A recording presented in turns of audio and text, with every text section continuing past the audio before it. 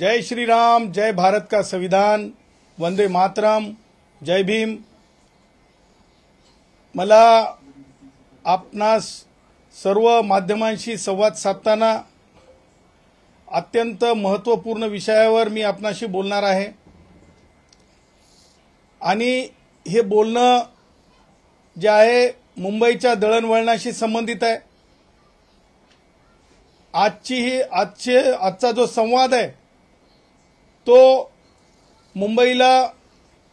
मुंबईच्या लाईफलाईनला, मुंबईच्या व्यवसायाला कशा प्रकारे अडथळा निर्माण व्हावा हा उद्देश मनोज जरंगे पाटील आणि महाविकास आघाडी चे पुढारी यांच्या उपस्थितीत हा केला चाललेला आहे। आजच्या तारखेला 29 तारीख ज्या प्रकारे त्यांनी आंदोलनाची निवडली, ह्या तारखेला गणेश भक्तांची कशा प्रकारे हेळसांड होईल हे टार्गेट ठेवण्यात आलं। त्याचबरोबर ज्या प्रकारे हे आंदोलन चालू आहे, ह्या आंदोलनाला कायद्याच्या सीमा पूर्ण तोडमरोड केलेलं हे आंदोलन चालू आहे आणि म्हणून तातडीने ह्या आंदोलनावर काय ती कारवाई व्हावी कायदेशीर दृष्ट्या,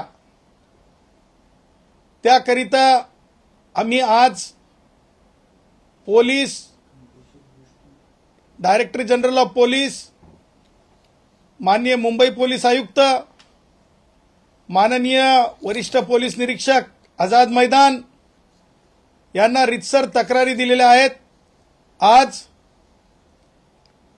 कारण कायद्याचा भंग ज्या प्रकारे झालाय, ज्या प्रकारे लोकांना त्रास दिला चाललाय, ज्या प्रकारे रस्ता रोको केला चाललाय, ह्या सगळ्या बाबी अत्यंत गंभीर आहेत। सर्वोच्च न्यायालयाने दिलेल्या शहाणी विरुद्ध सरकार या खटल्याच्या विरुद्ध आहेत, त्याचबरोबर म्हणजे त्या खटल्यात दिलेल्या निर्देशांचं पालन न करणारे आहेत।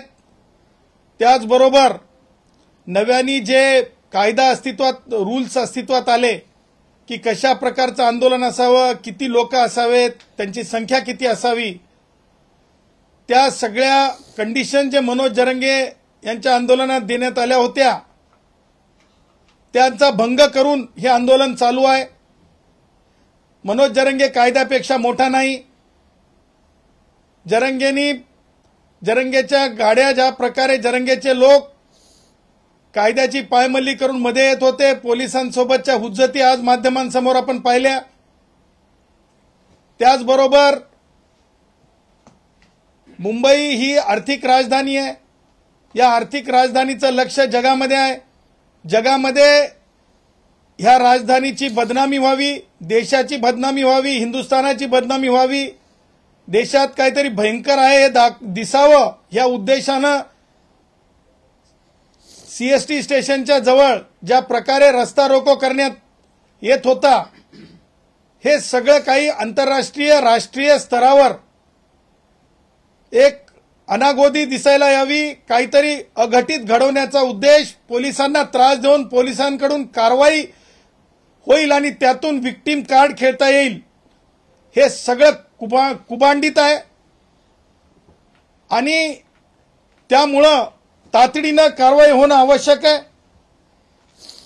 मला आज या आंदोलनाला हे नाव द्यायचं आहे की आंदोलन, मी अगोदरपासून सांगत होतो की मनोज जरंगे यांचं मुखवटा आहे, मनोज जरंगेचा फक्त मुखवटा आहे, मनोज जरंगेचा फक्त मुखवटा आहे आणि राजकारण ह्या आंदोलनाचा आत्मा आहे। राजकारण ह्या आंदोलनाचा आत्मा आहे, हे आज दस्तूर सिद्ध झालेलं आहे। आज आपण बघितलं कोण कोण होते। उद्धव, मुंबईत लोक राहत नाहीत का? मुंबईतले लोक हिंदुस्थानी नागरिक नाहीत का? गणेश भक्त मुंबईतले रहिवासी नाही आहेत का? आणि उद्धव यांची मुखसंमती, उद्धव यांचं व्यक्त होणं, उद्धव यांचं स्वागतार्ह भाष्य हे लक्षात आणून देत आहे की उद्धवचं याच्यामध्ये किती इन्व्हॉल्वमेंट आहे। कारण उद्धवचे जे लोकप्रतिनिधी आहेत, संजय जाधव खासदार आहेत, हे त्या मंचकावर जातात, मग उद्धव अगोदर पाठिंबा नाही, पाठिंबा हो नाही, पाठिंबा हो नाही, हे काय नाटक होतं का? अर्थात शिवसेना उद्धव ठाकरे गटाचं सुद्धा हे आंदोलन आहे का?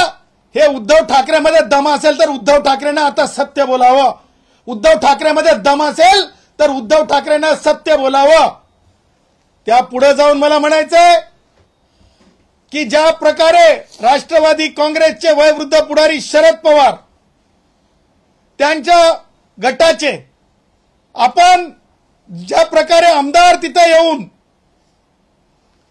काय सांगत होते, काय बोलत होते खासदार,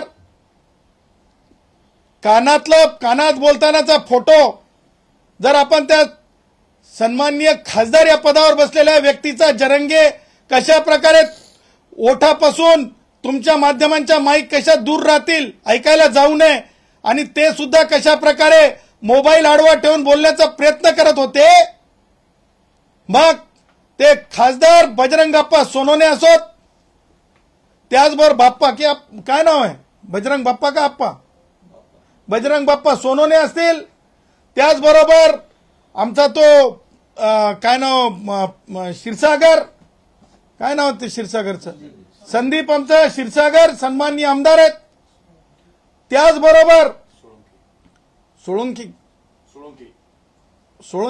त्याचबरोबर इतर जे राष्ट्रवादी काँग्रेस शरद पवार गटाचे पुढारी तिथं मिरवताना दिसतात।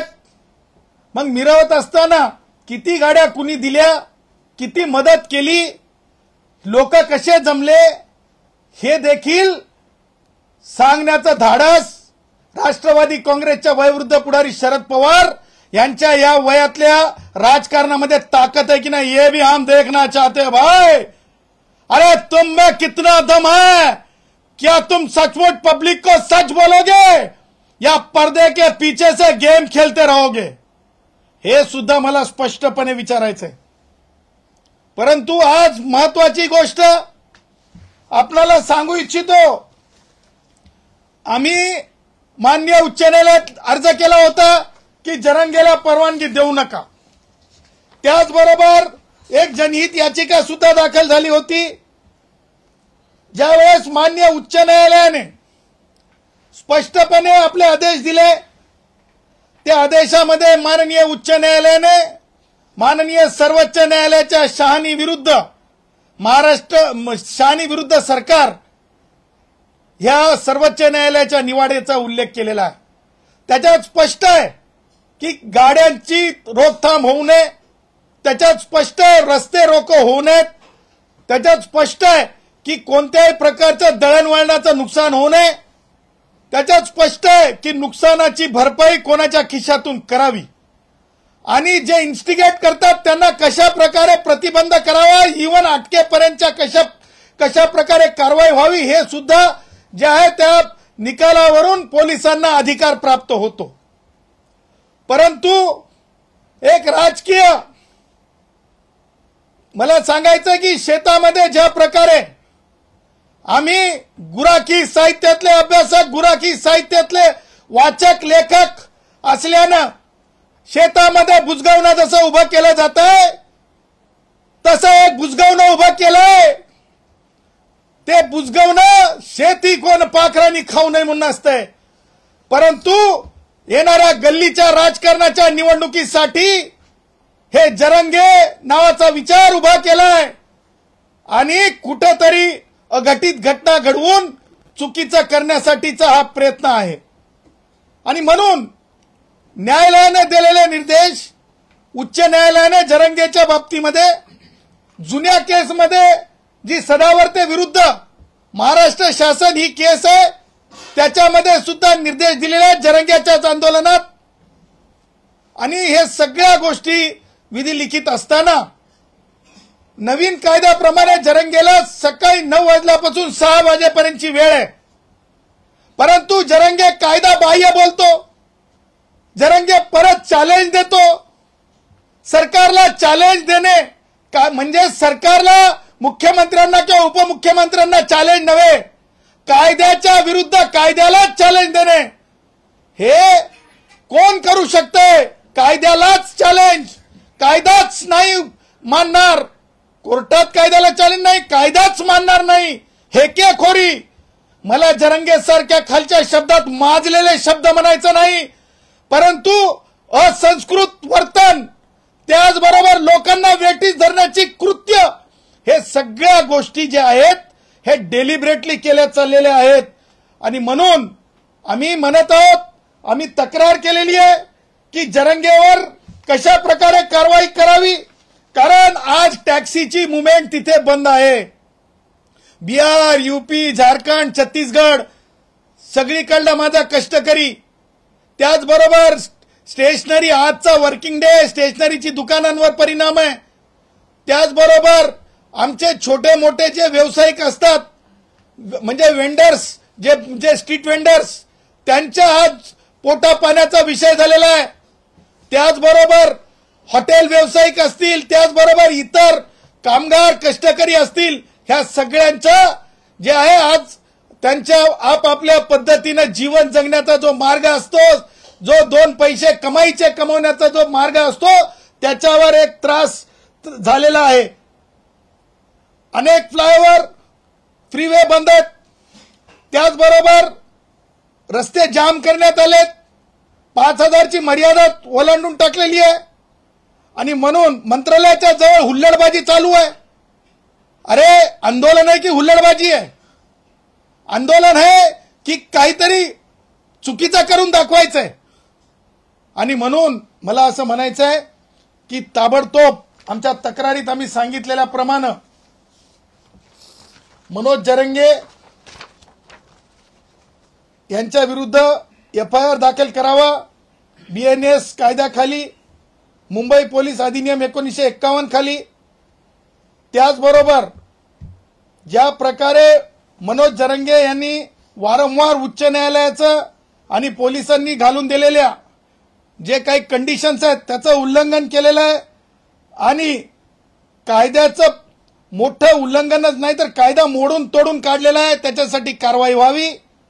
त्याचबरोबर जे सपोर्टिंग लीडर आहेत, म्हणजे शहानी विरुद्ध सरकार, याच्यामध्ये जे इन्स्टिगेटर असतात, जे सपोर्टिंग असतात, त्यांच्यावर कारवाई व्हावी. त्या उद्देशानं खासदार संजय जाधव, बजरंग बाप्पा सोनवणे, श्री उद्धव ठाकरे यांच्यावर सुद्धा ह्या abetment for unlawful assembly and for giving political, ज्या प्रकारे राजकीय हात देऊन हे सगळं इलिगल एजिटेशन करण्याचा प्रयत्न आहे. कारण रोडवरल्या एजिटेशनला परवानगी दिलेली नाही आहे.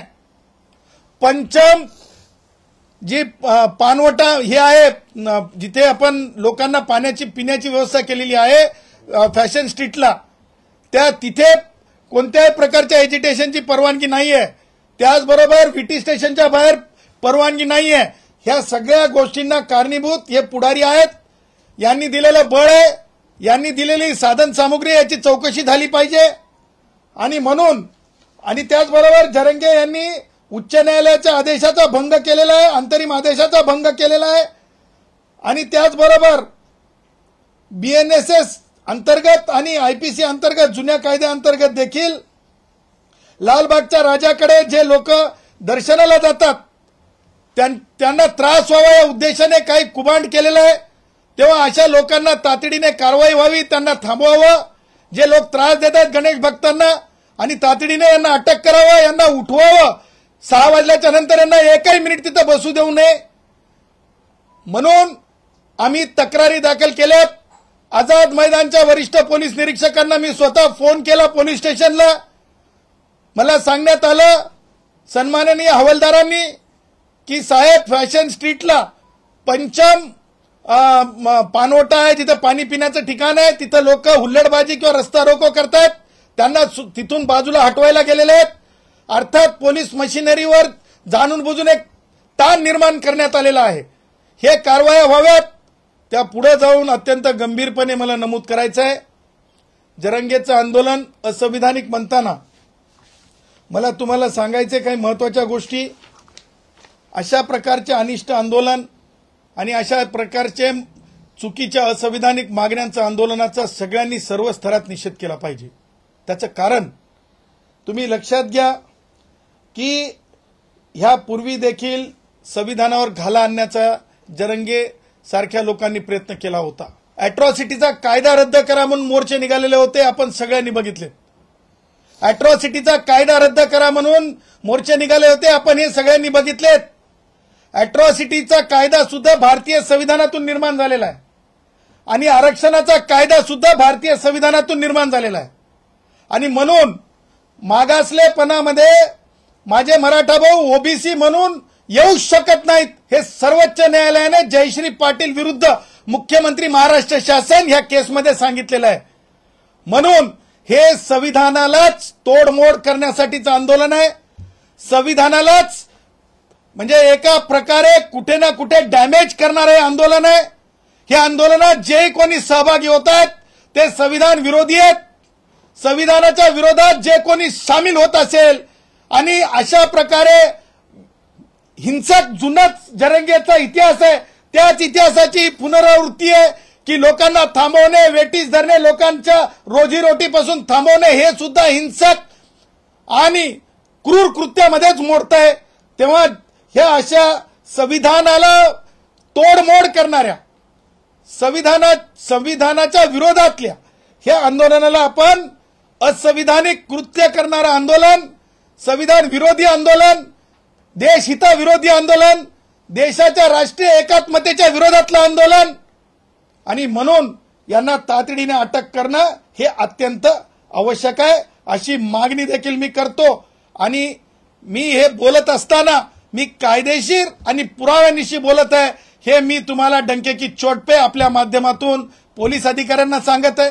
त्याचबरोबर जरंगेंना सांगत आहे की जरंगे वेळ संपली 6 वाजताची आणि सगळ्यांना जो न्याय आहे, मग तो पारधी भावांना जर न्याय असेल आझाद मैदानात वेळेवर उठायचं आणि वेळेवरच आंदोलनाला बसायचं, तर जरंगे काय वेगळा आहे का? जरंगे काय कोणी लागून गेलाय का? मग ते खासदार भेटायला येतात म्हणून विशेष व्यवस्था भारतीय संविधानामध्ये नाही.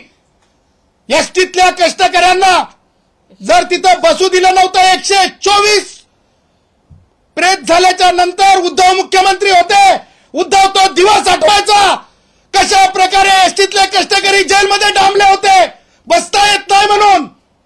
आणि म्हणून जर एसटीतल्या कष्टकऱ्यांना जर जेलमध्ये डांबलं जात असेल एका आरोप करून, हे तर सत्य आहे की कुठे कुठे रस्ता रोको केले आहेत, हे तर सत्य आहे की कशा प्रकारे मुंबईला वेटीस धरण्याचा प्रयत्न जरंगे करत आहे. तेव्हा कायदा वेगळा नाही. माझ्या पारधी भावांच्या आंदोलनाला तोच न्याय असला पाहिजे जे जरंग्याला आहे, तोच न्याय असला पाहिजे. भटक्या विमुक्तांना जो जरंग्याला आहे तोच न्याय असला पाहिजे. जो कोणी अनुसूचित जाती जमातीचा विद्यार्थी असतील त्यांच्यासाठी सुद्धा जरंग्याला विशेष ट्रीटमेंटची गरज नाही. आमचे पोलीस भरतीचे विद्यार्थी सुद्धा तिथं बसलेले आहेत. त्यांच्या टेंटचं काय झालं?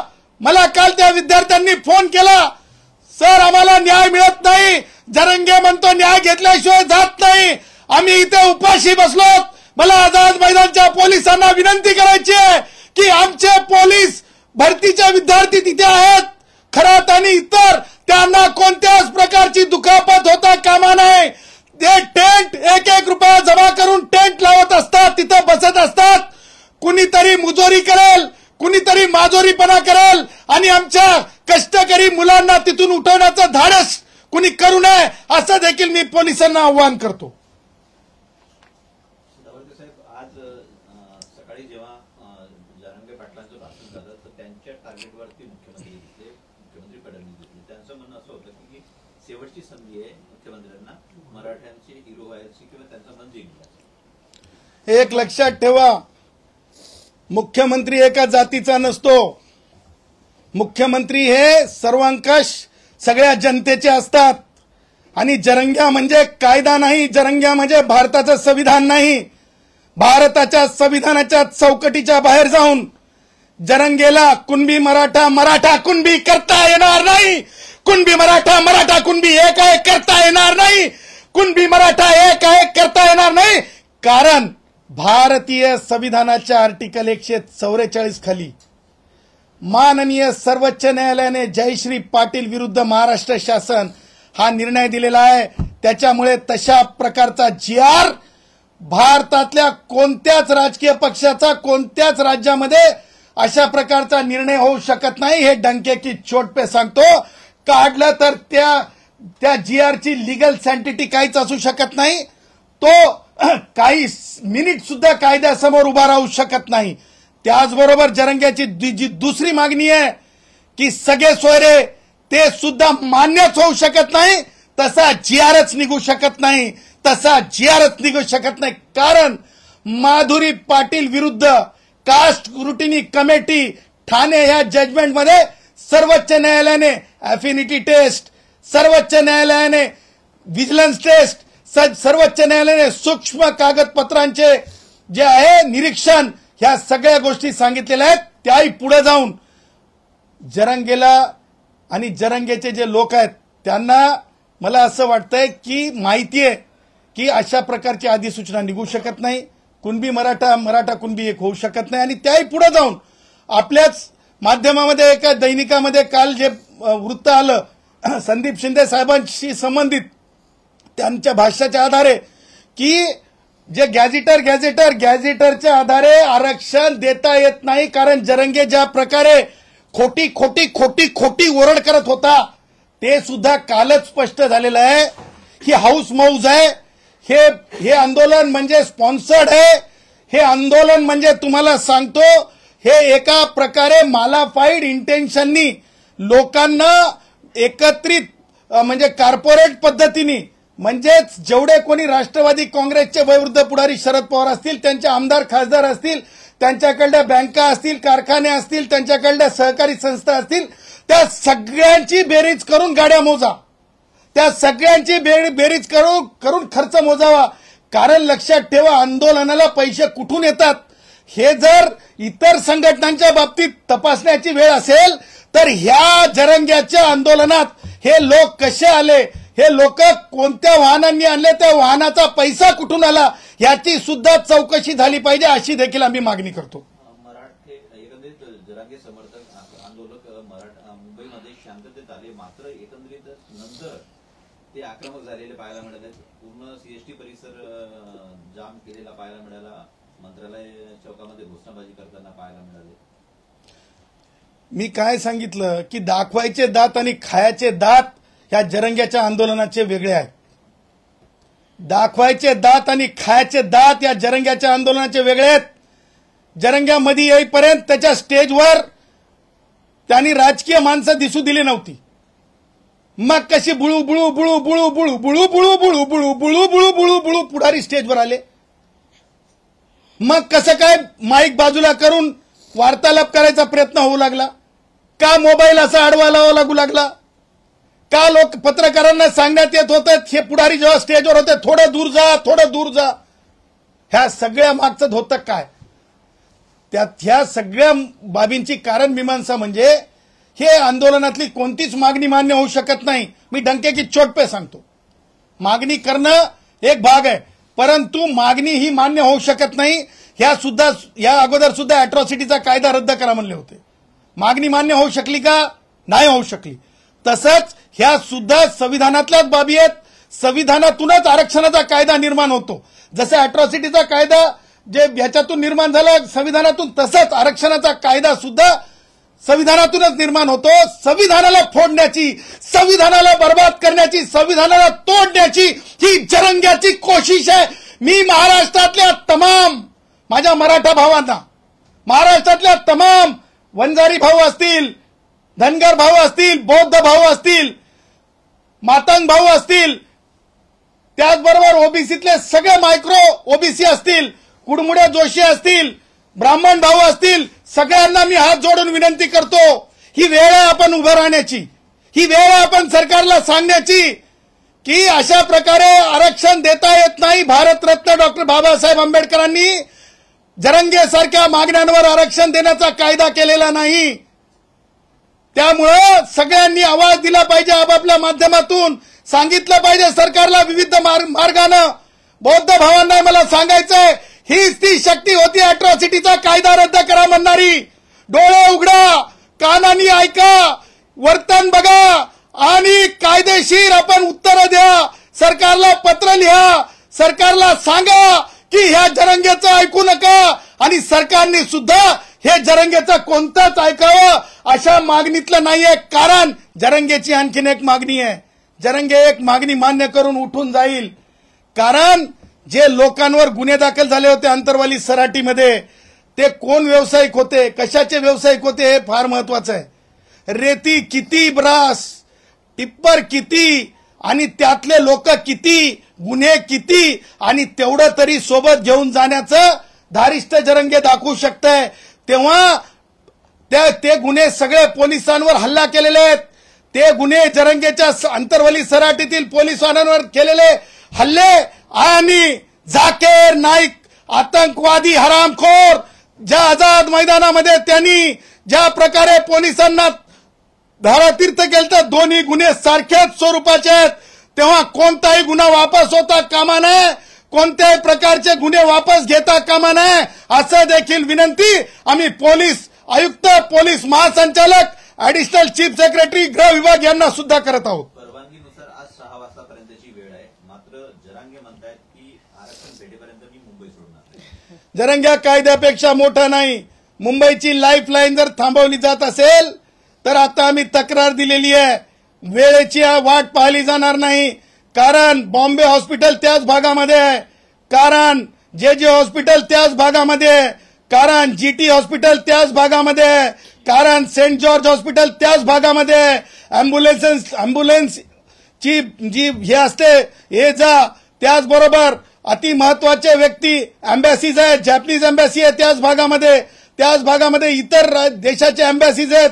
ह्या सगळ्या त्याच भागामध्ये मान्य उच्च न्यायालय आहे, त्याच भागामध्ये सन्माननीय मॅजिस्ट्रेट कोर्ट आहे, त्याच भागामध्ये स्मॉल कॉजेस कोर्ट आहे, त्याच भागामध्ये मानव अधिकार आयोग आहे, त्याच भागामध्ये लोकसेवा आयोग आहे, त्याच भागामध्ये वरिष्ठ आणि महत्वाची कार्यालय आहेत, रिझर्व्ह बँक ऑफ इंडिया आहे, त्याच भागामध्ये तुम्हाला सांगतो नेव्ही, त्याच भागामध्ये ज्या प्रकारे म्हणजे मिलिटरीचे ऑफिसेस आहेत तेव्हा आणि सर्व अधिक आस्थापना, जागतिक आस्थापना म्हणजेच नेव्हीशी संबंधित आस्थापना, बिझनेसच्या संबंधित आस्थापना, त्याचबरोबर वेगवेगळ्या याच्या कंपनीज, एरोप्लेन कंपनीज त्यांची ऑफिसेस आहेत, आंतरराष्ट्रीय समुदाय आहे तिथे आणि हे सगळं ठरवून केलं जात आहे.